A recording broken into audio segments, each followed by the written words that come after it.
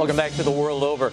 He is the former Bishop of Hong Kong and is known as the conscience of China.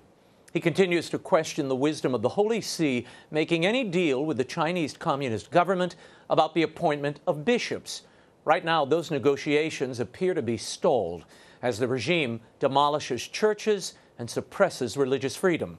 And just this week, a key figure in those negotiations has been reassigned. For the latest, we're joined by the retired Bishop of Hong Kong, Cardinal Joseph Zen, Your Eminence. Thank you for being here. Now, I want to get into some of the statistics we're seeing out of China.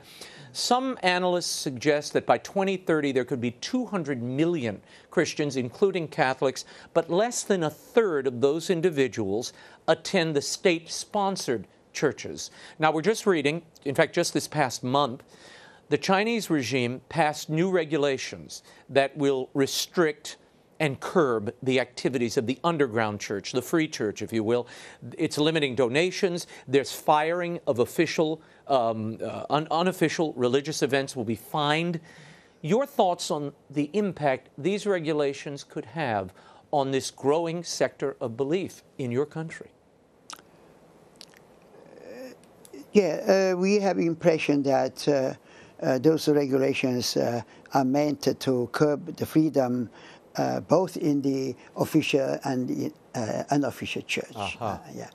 As about the underground church, you see, even in this moment, the government has a policy, but there's still a little space for freedom in several places because the government doesn't want to have more problems than they have already. So I think if we have a strong group, strong numerically and also strong in their faith, right, they can in some way survive. Both in countryside where they are the great majority, some places where the underground Catholics are 90%, for example, they can have churches, underground churches. And then even the city, like Shanghai, the underground priests, they say Mass in their family, and everybody knows that they say Mass in the family, and they are not being arrested. Not yet. But these new regulations, I mean, here are the goals of the Chinese government to what they call China-size religion. And these are the bullet points. I'll put them up. They want to localize religion. They want to standardize management, control the appointment of bishops, etc. Indigenize the theology, put it in some context.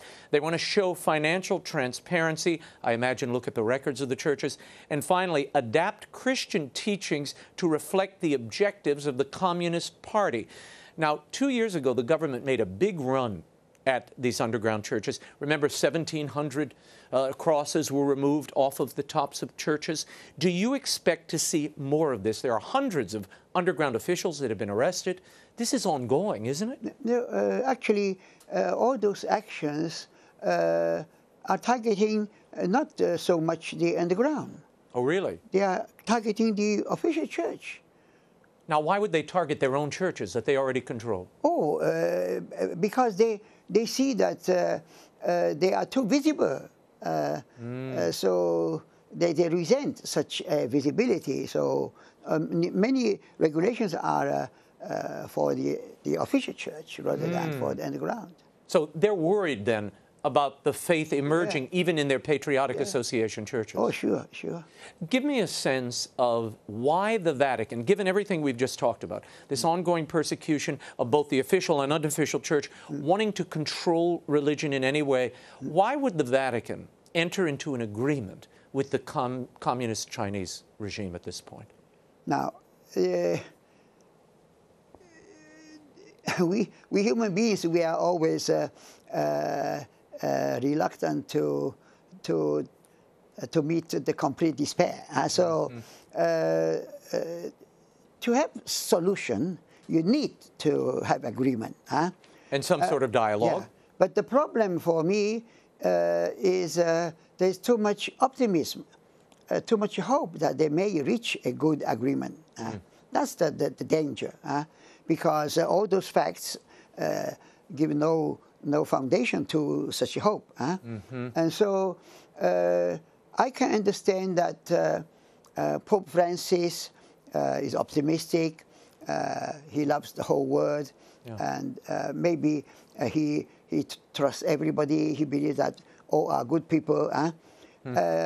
And he may not know really our communists. He comes from South America, and there he knows the persecuted communists. So he may have some compassion for the communists. But the mystery for me is to see such optimism in the people around him, the advisors around him, and especially the Secretary of State, Cardinal Parolin. He must know the facts, because for many years he has to deal with the negotiation with China. So I really, I'm troubled to understand. This week we hear the news that Archbishop Savio Han, who has been really the only high-level Chinese member of the Curia, and for years he has dealt with translating texts and was really instrumental to this interaction between China and the Vatican. He has been now reassigned to Greece. How do you read that, and what impact will that have on the Chinese-Vatican relationship? My impression is that he has been already a long time put aside, because Archbishop Savio and myself, we are considered as, troublemakers, because we seem to be against the dialogue. We are not against the dialogue. We are against a false optimism, and they want to go on that way, on their way. In some of the reports, it has said that Archbishop Han, and I imagine yourself, support the letter that Pope Benedict wrote to the Chinese Church many years ago, and that should guide any future relationship between the Holy See and China. Am I right in understanding, or at least surmising, that maybe that letter and the thought contained therein is no longer considered relevant by the Pope and his advisors? I have the assurance by Pope Francis, who said publicly that that letter is fully valid. So he encouraged people to read that letter. So I don't think anybody dare to say that that letter is out. But since the very beginning of that letter, you must remember that I have said that the Congregation for Evangelization at that time even dared to manipulate the translation, the Chinese translation. And somebody spread a wrong interpretation, and the Holy See didn't say anything for a long time. And so, unfortunately, that wonderful letter was a little wasted, spoiled by those people. That's incredible. So it's very difficult for people at home and across the world to interpret all of this. What do you think is, explain to them in layman's terms, what is really happening at this point? Do you believe the Vatican is getting very close to a deal with China, where China would have some say in the appointment of bishops, and that may undermine the freedom of the underground or official church in China? Now, you can understand that it is in the nature of the Secretary of State to give importance to diplomacy, okay?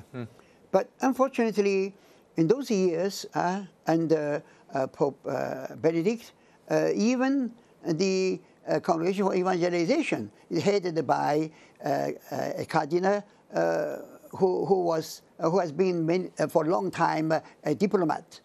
And they all belong to a school, the school of Cardinal Casalori. And they are so enthusiastic about this Ostpolitik, and they believe it was a miracle.